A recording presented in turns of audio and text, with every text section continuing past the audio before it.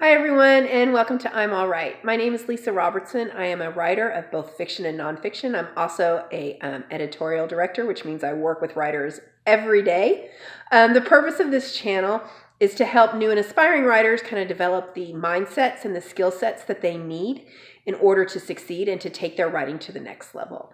We're doing a series every week this month. This one we're starting is about the 7 habits of successful writers, and it's kind of going to cover all those beliefs and thoughts and habits that really strong writers have in order to reach their goals. Before we get started, I'm going to give you a little bit I'm going to do the behind the curtain thing today. When I shoot these, I shoot all 7 at a time, just because my schedule can be really unpredictable, and that way I don't have to worry about when I'm going to get it done. They're just all done for the week. But I shot a couple videos today, and then I sat down to eat some dinner, and like a toddler, I spilled food all over myself. And I'm not about to reshoot the videos that I've already done, so I'm just going to have wardrobe inconsistency this week, and y'all are just going to have to deal with it. Not that you care or anything, but I wanted to at least acknowledge how just goofy, and I'm learning my way still. Let's put it that way, okay? So let's get back to the writing, right? So although I'm giving you 7 habits this week, I also want you to think of them as falling under 3 overarching categories of kind of traits that all the successful writers that I know embody.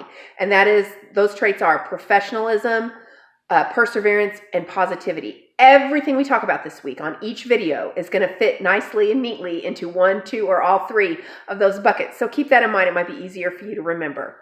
Now, the habit we're going to talk about today has really nothing to do on its surface with writing, but it is something that is absolutely imperative for your short and long-term success.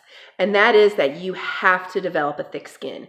That is not only for your well-being, that is for the betterment of your craft, okay? When you're writing, everyone's going to have an opinion about it. They're going to have an opinion about the quality of your writing. They're going to have an opinion about the time you're spending on writing. They're going to have something to say about it all the time. And that can be very challenging, okay? Your friends and family, or maybe your significant other, when you start writing, especially in the beginning, they're going to, maybe be negatively impacted because you don't have the time and energy for them that maybe you've had in the past. And they might have something to say about that.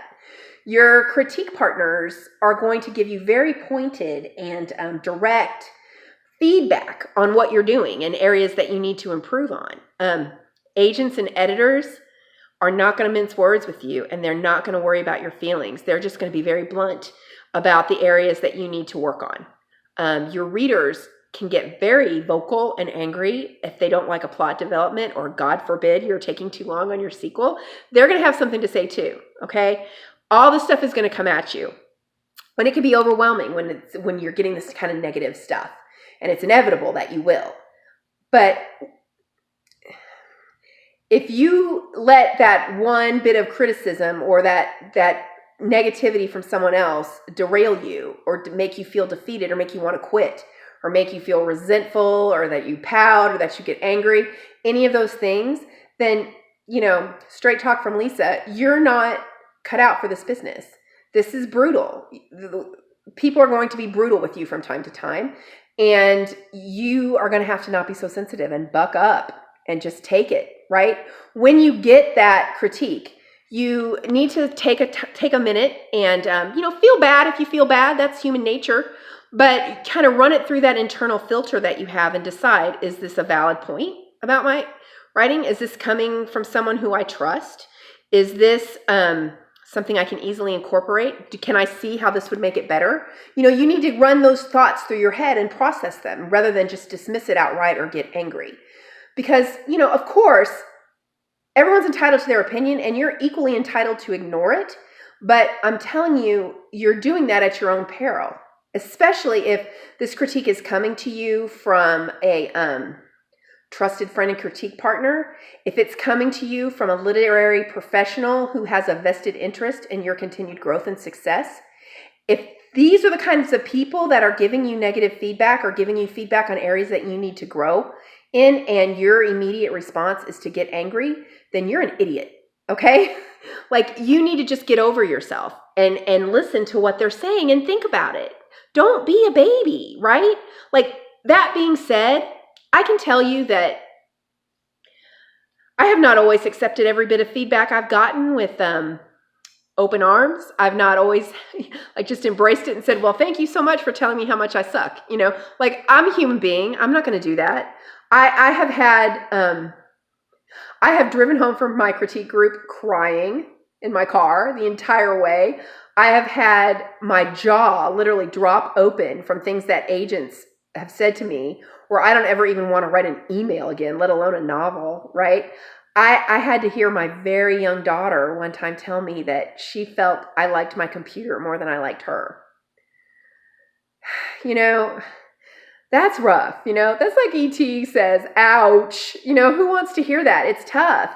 But each and every time there has been a glimmer of truth in those things. And I have needed to listen to them and assess them and figure out how to redirect and get better, right? Whether it's get better as a person or as a writer, okay? You have to do that. So please keep that in mind when you're writing as well. I think it's really important. We have to remember, right? We're writers.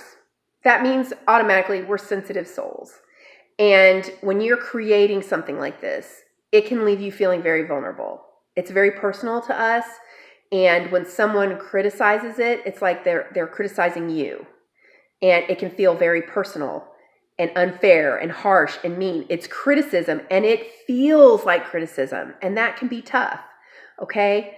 But instead of that anger and that resentment and that I'm going to quit or I hate you, those feelings that pop up, I think you need to kind of remember these three things, okay? One, you need to be grateful that someone was willing to read your work, okay? Be it friend or professional. Two, you need to be thankful that they were able to give you an honest assessment of what they thought of it, okay? And three, that they were willing to risk your wrath by telling you something that they know you're not going to want to hear. They're being vulnerable too by telling you things that they know are going to upset you. So those are things I want you to really keep in mind and start to take this in a better spirit. Because I'll tell you, listen, it's not easy and it's not simple to take this thing and to process it and to let it roll off your back. But if you're just looking for someone to kiss your ass, then you're not looking to be a successful writer. Okay? Because the only way you're going to get better is if you learn where your deficits are and you learn how to address them. And the only way you're going to do that is if people tell you, because you're not objective enough to figure that out for yourself. That's why you need to get feedback. So take it with gratitude. You know, don't rip it up and throw it at the person that gives it to you. Not that that's ever happened to me. That has totally happened to me. Just develop that thick skin and grow from it, learn from it, and move on. This is a super long video. I'm going to stop, and I will see you tomorrow. Thanks. Bye.